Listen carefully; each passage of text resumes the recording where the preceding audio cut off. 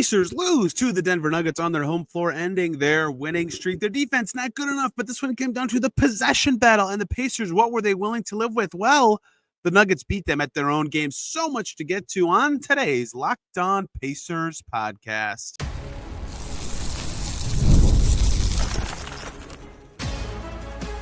You are Locked On Pacers, your daily Indiana Pacers podcast, part of the Locked On Podcast Network, your team every day. What up, y'all? Happy Tuesday, and welcome into another edition of the Locked On Pacers podcast, where we, of course, talk about the Indiana Pacers. As always, my name's Tony East. I cover the team for Forbes, and today, still in the field house for this one, where the Pacers just lost on the floor right in front of me. Nikola Jokic currently walking off the floor with some security team members and coaches and broadcasters because they're victorious. Great win for the Denver Nuggets. They played quite well in this building. Their style was on display. The stuff the Pacers were willing to let them do, they took advantage of, and the stuff the Pacers weren't willing to let them do actually ended up becoming the story. So much to get to in this one.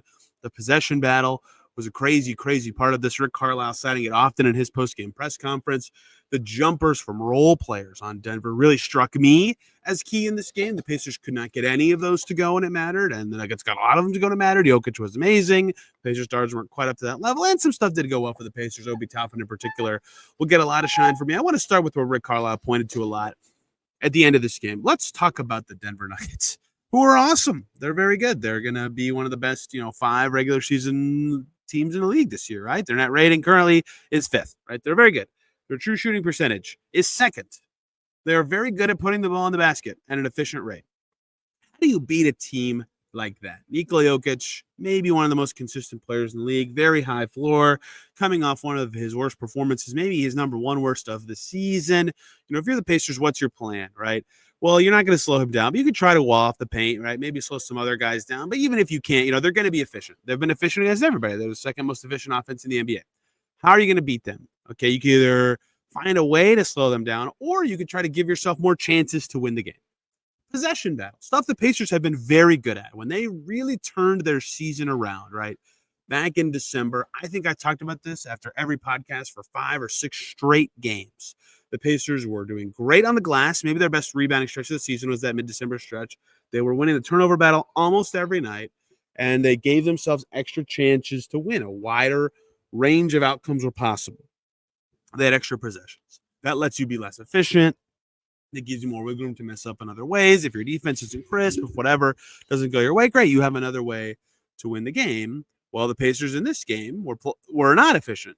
The Denver Nuggets were more efficient. Nuggets shot 56.4% from the field and made 38% of their threes. Both of those numbers higher than the Pacers. So the Pacers' path back into this would have been the possession battle. Finding ways to get those chances usually comes the offensive rebounds or turnovers or both. Let's talk about those categories. Nuggets, good rebounding team, right? Offensive rebound rate in the league this year, in the middle of the pack. They're pretty good on the offensive glass. Nikola Jokic, pretty good at that. They're 5th in offensive rebound percentage this season. Defensive rebound percentage this year, 13th, above average, right? They're a good rebounding team. They should not have dominated to this extent. 46 rebounds for the Nuggets, 32 for the Pacers. Not even necessarily only influenced by the offensive end. 14-8 on the offensive end was the rebounding advantage for the Nuggets. The way I like to look at rebounding battle differences is how many missed shots were there for a team. The Nuggets in this game missed 41 shots and 3 free throws. That's 44 available chances. And they got 14 of them, right? Almost a third. The Pacers missed 45 shots and 5 free throws, so 50 misses, and they only got 8 of them, less than a fifth. So the Nuggets just dominated getting the percentage of chances. The reason I like to do it that way and why rebound rate is a better stat is because if a team misses more shots, obviously their team's going to have more chances to get rebounds. Defensive rebounds are easier to get. Regardless of that analysis, one chance the Pacers had to keep up with a Nuggets team that was crushing them in the efficiency battle was rebounding. They did not do well on the glass. Jokic didn't even kill them that much. Jokic did not have a single offensive rebound in this game.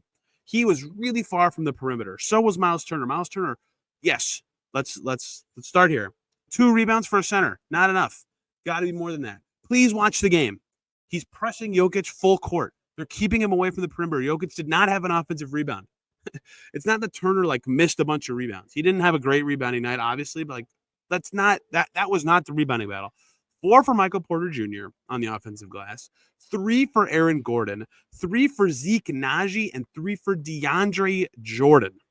That is where the Nuggets got their 14 from, and 1 from Christian Brown. Christian Brown punked the Pacers a few times in this game. That cannot happen. The losing those offensive rebounds on the wings and in the guards, the Pacers have some decent wing and guard rebounders. Not good, but decent. Nesmith, Mathurin, typically good in this category. Not today. No one on the Pacers really rebounded well. Their leading rebounder had 5 defensive rebounds in Pascal Siakam. 9 was Siakam's total for the game. Shepherd was okay on the glass because he fought on the offensive end. Regardless, you get what I'm saying. The Pacers did not give themselves a chance to come back because they couldn't get the Nuggets misses. Too many backbreaking possessions for Denver where they got their own miss. That can't happen, right? That does not give you enough chances. That is one reason the Nuggets took 9 more shots than the Pacers. Now, some of that is influenced by free throws, which the Pacers took 13 more of regardless. I'm over-exaggerating, over-explaining this part of the possession battle. No matter, though. The Pacers had a few games in December and January where they didn't necessarily dominate the rebounding battle, but they still dominated the possession battle. How? Turnovers. They're very good at this. Tyrese Haliburton, very low turnover player, who has the ball all the time. He only had 1 today. Surely, if Tyrese Haliburton had the ball all the time and had 15 assists and 1 turnover, surely that means the Pacers did not turn the ball over too much today, right? Wrong again. Please watch the games. 2 turnovers for Aaron Nesmith, 2 for Pascal Siakam, 3 for Myles Turner, 4 for Andrew Nembhard. Rough Andrew Nembhard game. 3 for Ben Mathurin, 2 for Obi Toppin, 17 for the Pacers. Amazingly, the Nuggets had 19. So that wasn't even an advantage for the Nuggets in the turnover department. But that could have been a huge advantage for the Pacers if they had settled in closer to their average of like 10-ish, or if they had a good turnover night of 7-ish. That's 12 extra possessions in a 10-point game. A 9-point game. I mean, they had a chance. They gave themselves chances in this game. I thought the Pacers played largely fine, right? They played okay offense. They generated good threes. The way the Nuggets were defending allowed Tyrese Haliburton to spray out to shooters, so I had 15 assists. Siakam got shots he liked. He didn't make them. Myles Turner was getting open from through and every one against Jokic. He got to the line a bunch. Like, they had a lot of stuff that looked okay from their best players, but you can't give yourself this wide of a possession battle gap and have a chance to beat a team like Denver who just crushes your mistakes.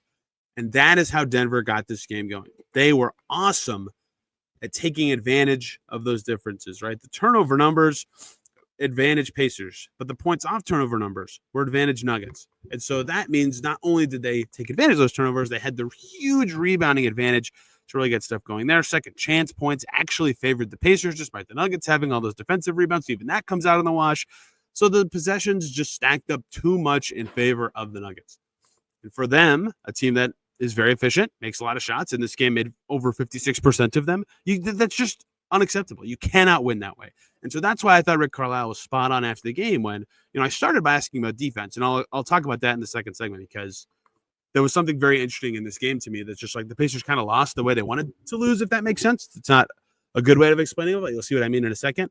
So I thought, I'll ask about defense. And he immediately pivoted away. He said, no. He talked about rebounding and he talked about turnovers. And he said, I haven't even answered your question yet, right?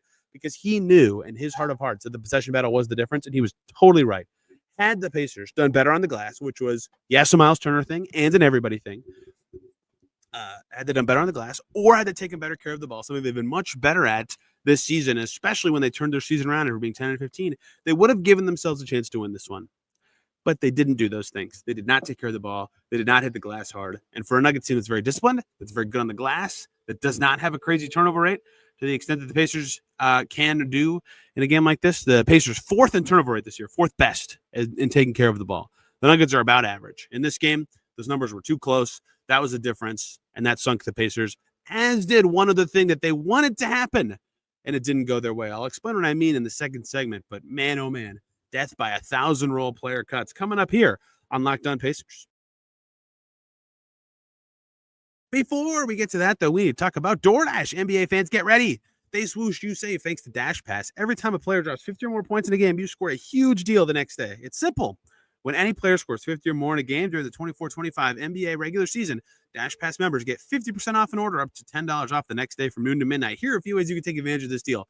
Game day feast. After an epic 50-point performance, celebrate by ordering wings, pizza, or burgers from your favorite spot delivered straight to your door. Late night cravings? Perfect. Whether you're standing up to watch highlights or just need a midnight snack, use Dash Pass to grab something delicious while saving big. Or if you need a quick and easy lunch the next day on the go, Dash Pass can get you your favorite meals with $0 delivery fees and reduced service fees. Plus, now you save even more with this exclusive NBA offer. So if you're planning to catch the next game, order your to-go snacks and meals at a discount. Get ready for more high-scoring action. Sign up for Dash Pass and be ready to save when any player scores 50 or more in a game. Dash Pass members get 50% off an order the next day up to $10 off. Just use the promo code NBA50 from noon to midnight after a 50-point game.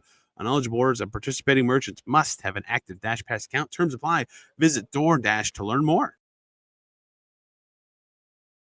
Back here on Locked On Pacers. Thanks for making this your first listen today and every single day. Make Locked On Nuggets your second listen. Some great people over there. They have a rotating cast of 3 hosts on Locked On Nuggets, breaking down the Nikola Jokic-led Denver team that is creeping up the standings. I was telling people today, I think this team has finals potential. I don't know that they're the best team in the West, but I think they can do it. They're pretty good. How do you beat the Denver Nuggets? It's not that easy, right? Obviously, as many teams have learned this season. Let's talk about what they're good at. They are really good at scoring in the paint. If I had to guess and tell you the Pacers' strategy in this game, because I watched it, they wanted to keep them out of the paint. The Pacers tried. They failed. They failed. And I'm not saying that to pick on them. It's just a thing that happened. You know, they tried, I thought, to keep them out of the paint. The Nuggets scored 76 points in the paint. That's how they play. They only took 14 threes. Right? An extremely low number. I might have that wrong. Hang on. Points in the paint, 74-46 in favor of Denver. Whew.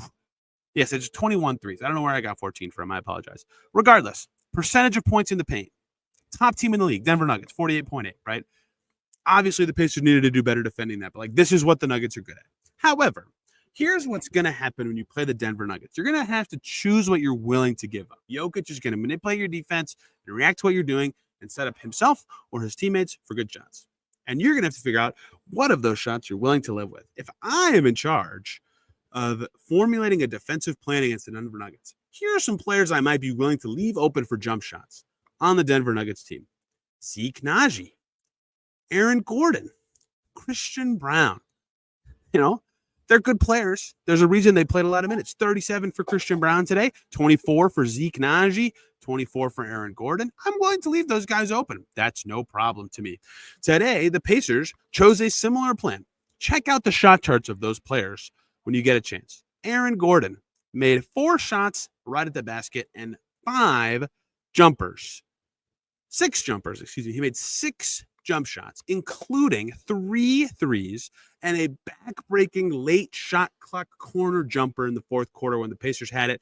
Not in striking distance where they could necessarily win, but within a close enough margin that the game still felt like it was hanging in the balance. Aaron Gordon was hot in this game. He finished with, I believe, 25. His season high, only 31. He was approaching it. Yes, 25. He was the Nuggets' leading scorer in this game, drilling jumpers. Half of his 2-point made shots were jump shots, and he made 2 threes. That is not typically what you see Aaron Gordon do in a game like this. 2 threes would have tied his season high last year. Not this year, but last year. Like, that's not usually how he dominates on offense. That is what he did today. Christian Brown, he was 7 for 11. He actually did a lot of work inside the arc, but he too made some funky, you're willing to live with it, kind of jumpery shots in this game. Mostly floaters. He did not take jumpers to the extent Aaron Gordon did. He had 2 in the lane kind of floaters. He was playing bully ball, did a good job. And then Zeke Naji. Zeke Naji is not a guy you typically expect to hear from having a good name for the Denver Nuggets because he didn't play that much for the Denver Nuggets. He hasn't played very well since they signed him to the extension a few years ago. He was hitting jumpers, right wing 3, left baseline, a few finishes at the rim. Zeke Naji finished with, I believe, 16 points. I keep having to shift from the shot chart to the box score. 14 points for Zeke Naji. His season high is 16. 14 would have been his season high last year. So in some ways, the Pacers went into this game with a game plan that I would say, yeah, that makes sense to me. Make Zeke Naji make that 3. Make Aaron Gordon make all of those 3s. Make Christian Brown beat you over and over again from 10 feet in. Make that happen. And they did it. And in some ways, those guys deserve a lot of credit, right? Jokic only, air quotes, had 18 points. He had 19 assists. He absolutely dominated passing, right? He was moving the ball really well. Only at 18 points, right? Michael Porter was 9 for 16, but he missed 3 threes. They did okay on him, right? Jamal Murray was 6 for 12. He made all of his threes. In some ways, this was still tough for the Pacers. The Nuggets started 6 of 7 from 3. The Pacers were always playing from behind. They only made 2 of their next 14. Regardless, jumpers from guys that you are willing to live with, take them. What are you going to do about that? Right? That's just backbreaking. And the Aaron Gordon one in the fourth quarter was the perfect summation of that, where it's just like, dang, we had to cut off something. We tried to cut off Jokic in the paint. We tried to cut off Murray doing his two-man action. We can't let Michael Porter cut open. Okay, Aaron Gordon, you can have a little bit of space. And he made him pay, and he deserves credit for doing so, right? The Nuggets won this game because guys who took open jump shots made open jump shots. But that is what the Pacers were willing to give up. And in some ways, you can kind of live with that. You kind of shrug and go, okay, you know what? That's what we're willing to do. That's how the Pacers won Game 7 against the Knicks last year. Some of the guys the Knicks were willing to let shoot made everything. Aaron Nesmith among them, right? Like that. That's fine. If you do that, you win. Making shots is important. And the Nuggets certainly did that in this game. However, I still think the Pacers defended well. 39 assists for the Denver Nuggets, 56% from the field. And they had so many points in the paint that, yes, I understand they lead the league in the percentage of their points in the paint at 48 point whatever I said earlier. They had 74 today of their 125 points. That's well over 50% of their points, probably over 60% of their points. They still shredded up the Pacers a little too much. Some of it was Jokic being Jokic. He himself was great. He made 9 shots. Some of that was Michael Porter Jr. Some of that was Christian Brown. Some of that was Jamal Murray even. But a lot of it was just the Pacers' terrible work on cuts. They lost a lot of cutters in this game. That's where I think their biggest defensive lapses were. Besides the rebounding that I mentioned in the first segment, they lost a lot of cutters in this game. You cannot... Now, granted, everybody does. Jokic crushes teams with these passes and these saves and these one-handed what the heck was that. But you can't lose cutters against Denver, even when Jokic isn't out there. They still had 29 Jokic assists in this game. It's not like they were pathetic moving the ball. Westbrook had 5, Murray had 6. And that is another area the Pacers got carved up in this game. So they didn't – I truly think that starting with 15 minutes of just like, oh, the Pacers did this bad and that bad and they got beat this way, is a little unfair. Like, they did not play that bad. They lost by 9 to a very good team on a night where they shot 32% from deep. Like, the Pacers did not play that bad. But they did a lot of stuff that is just they left some points on the table. I think they'll be a little frustrated about this one. Tough back-to-back against a good team, though. Some other stuff that I thought the Pacers needed to get a little bit going better. Myles Turner needed to hit some more threes. In this one, he did very well at other stuff. He was 5 for 8 on twos. He was 7 for 8 from the foul line. He was feasting inside the arc, 3 steals and a block. Like, he did a lot of good stuff. He was the Pacers' leading scorer in this game. But what makes him sometimes helpful against Nikola Jokic, Nikola Jokic dropping a lot, right? He's cutting off the rim against Haliburton, making those threes, popping out, stretching out that defense. He was trying to in this game. He took 10. He was shooting well in the first 2 games out of the break. Didn't have it today, and this was a very important one for him to have it. He did not. And this one, Siakam didn't really get going. He has not particularly been effective or efficient since the break. 19 for him on 18 shots in this one, as many turnovers as assists. If one of their front court guys was a little more effective, I think that would have gone quite a long way for the Pacers, especially with Nembhard having the night he did. His minutes did not particularly go well for the Pacers, who opted to close with Ben Shepherd instead of Andrew Nembhard, and I could not fault them for doing so. Shepherd had 7 boards and was playing some pretty efficient basketball out there today. Tyrese Haliburton, 40 minutes. For him in this one, they had to change up their guard rotation without TJ McConnell. He's dealing with that ankle thing day to day. Does not sound particularly serious. So they basically played 9 guys today. Haliburton, 40 minutes, 11 shots. He had 15 assists. He played, he was moving the ball well. The way the Nuggets were defending him, Jokic up high, he's a very high IQ guy. He's going to cut off certain angles. Minutes that Haliburton couldn't really drive the way he wanted. He even acknowledged after the game, like, no one thinks of Jokic as a quick defender or a good defender necessarily, but the way they were playing the angles made it hard for Haliburton to get into the paint the way he wanted. So he was getting off the ball a lot.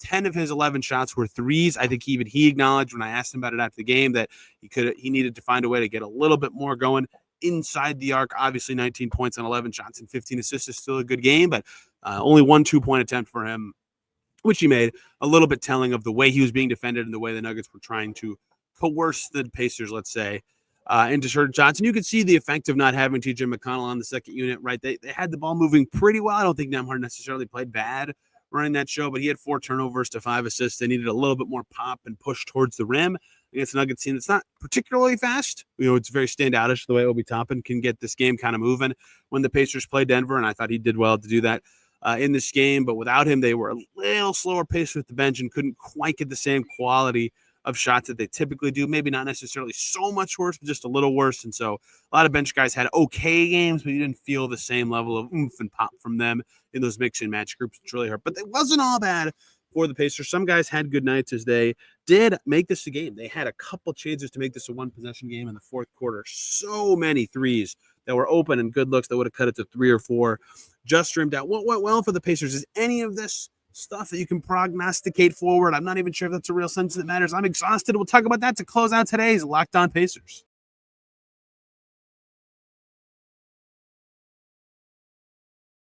Back here on Locked On Pacers. Thanks for making us your first listen today and every single day. Good to be back on the normal schedule and normal upload time. Make your second listen Locked On Sixers.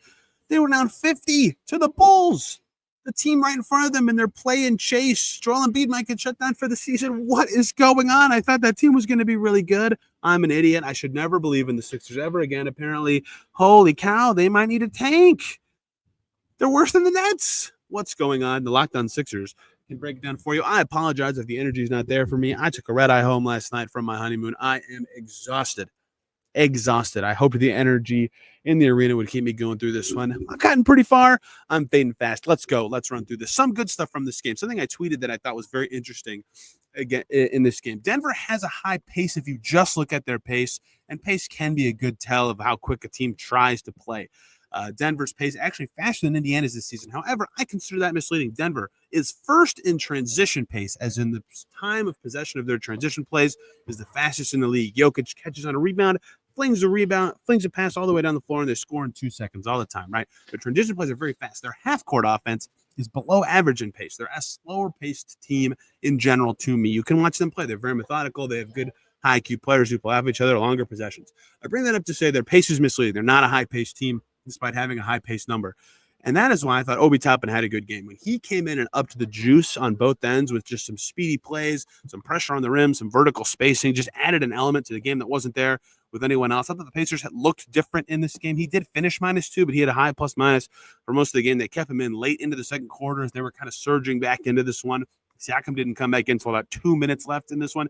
You'll only see 11 points, 3 runs, and 2 assists from Toppin, but I thought he was very impactful just for that. And that is, when I talk about Toppin a lot with the Pacers, and I know I talked about him a lot around the trade deadline and all sorts of stuff like that, and I wouldn't change anything I said, but something I said all the time was he fits better on the Pacers than basically any other team. His skill set does fit this tempo that this roster has very well, and this kind of game illustrates that why. Like, everybody can be comfortable playing with Toppin playing that fast. The Nuggets were less comfortable playing that fast, and yeah, some of it was that he was playing in minutes against DeAndre Jordan, and some of it's the way he changed the game himself, and I thought Obi Toppin played very well to do it in those moments. I did just mention Tyrese Haliburton only taking 1 2-point shot. I still thought he played a very good, controlled offensive game today. I mean, what he has to do against a team like that that's going to shade high with their big, they put Jokic up. So, yes, in theory, Jokic has to recover if Haliburton can turn the corner around him, but they're ready for that. They have guys on the back line. It's not easy for Haliburton to just drive into the paint when there's 3 guys waiting for him. He's got to get off the ball and find the right guys. And even on a night where the Pacers were 14 of 34 from 3, he had 15 assists. That's extremely impressive. Over half of the Pacers' assists were Tyrese Haliburton. He and Jokic had 34 of this game's 68 assists, exactly half. 2 magnificent passers were doing their thing today. And despite Haliburton's, self-admitted, weird aggression, I don't even know what to call it. He explained it well in the post-game press conference if you want to watch it. They won his minutes. They won his minutes by 1 in a 9-point loss. They were -10 without him on the floor. And I thought he did a pretty good job of probing, of running the offense, of getting the Pacers going in this one, despite things not particularly looking their way. A guy who's played really well since the break and might be, having time off after recovering from an injury might have been really good for him is Aaron Nesmith. Played 33 minutes in this game, hit half of his shots, 3 for 4 on 2s and 5 free throw attempts. This stood out to me in the last game. I just said this. For those of you who missed it, I had a midday podcast yesterday. You probably missed it just because the upload time was very different than usual for this channel and feed. But Aaron Nesmith impressed me in that Clippers game and that Grizzlies game with, a lot of the stuff that made him improve last year was finally back on display, where he was making good reads when he'd get run off the 3-point line. He put the ball on the floor, whether that was a good pass, whether that was the right jumper from the mid-range, whether that was finishing the right way. Like, he just had a little more than just like a catch and shoot kind of game going on. And he did that once again today, right? When he gets up 10 shots, when he gets up 4 threes and 5 free throw attempts, he's playing well. No assists for him in this one, but I thought he played a really polished game. They won his minutes when he was out there today, I thought he played quite well. I thought Myles Turner's defensive game was very good in this one. Again, the stats bear that out. I know the rebounding numbers. I'll say it again. I understand why he had 2 rebounds. I understand the way he was guarding Jokic took him away from the rim. I still think he should have more than 2 rebounds. I also thought he played a pretty good defensive game, protecting the basket, 3 steals, 1 block, was getting it done. Bennedict Mathurin's at a really interesting stretch of basketball right now. I was very curious how he would play without McConnell. Last year, I made big hubbub about how I thought McConnell playing well and stepping up and having more opportunity when Mathurin got hurt was actually a big reason that McConnell was able to up his stats and up his level down the stretch of last season. Right? He needed to be the guy to have the ball with the second unit, and he did it. I wondered how today would look for Ben Mathurin without McConnell, because he's just got such, if he can have the ball more often, especially if he's asked to have the ball more often with McConnell out, he can really probe. And basically, since they played in LA against the Clippers on that road trip earlier this month, I've been really impressed with the way Ben Mathurin just controlled himself in the middle of the floor. He used to be so left side drive dominant, left hand dominant on his drives. He loved to go off the right foot to finish. And now I think it's really impressed me that he's just added in some variance there. He's playing from the middle of the floor. He's keeping guys on his hip on these pick and rolls more. He's making that read just a little quicker. And I know it hasn't popped in these last 2 games. I think he had 6 points against the Clippers. He only had 8 points today, but I just think the control he's showing on these drives, the way he's playing, I really like this version of him. And I know that it's not putting up the point totals that he can reach, and I think he knows that he can reach higher totals and do more if he would play a little bit more effectively. But I like this version of him, and I think that this can be a very high scoring and unlocked version of Ben Mathurin if he can find the flow of what he does best with the way that he has played recently.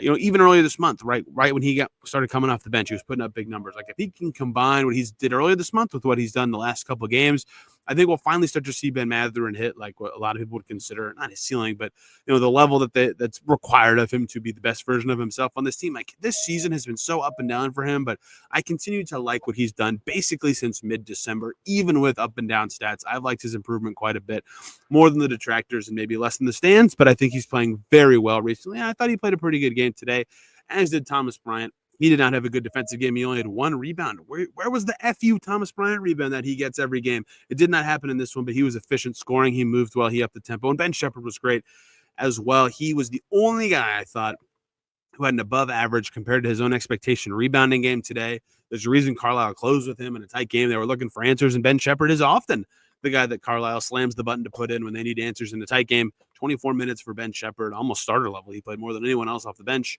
hit a 3, 7 boards, the second most on the Pacers. He played quite well. He closed for a reason. Pacers just needed a little more. Didn't have it in this one. They couldn't quite punish the switches that the Nuggets were providing down low when Myles Turner had smalls on them. They couldn't quite defend enough jumpers. They had a couple too many Pascal Siakam buckets roll out. They couldn't quite find their pace, and they got dominated in the possession battle, and that is a loss. Rick Carlisle postgame says the possession battle was as big as anything. They play again Wednesday against the Raptors, who are not good, which is a problem for the Pacers. They're not good against bad teams, and they're particularly bad against a very physical, tough Toronto Raptors team. I'll break it down right here on Locked On Pacers. I have no clue what the schedule of shows is going to be for this week because I just got back from my trip. I have no idea what I'm going to do. So maybe a guest tomorrow, maybe not. We need to get a guest back in. It's been like 10 days. It's been mostly just me talking. So you can expect guests this week at some point. We'll talk about all the biggest things with this team. And of course, post-game, every game right here on this channel. Thank you guys for watching and listening today. Good to be back on a normal schedule. You can find me on Twitter and Blue Sky at Tony Arias. This podcast is on Twitter. The account is at Locked On Pacers. Thank you guys for listening. Have a wonderful day. We'll see you soon.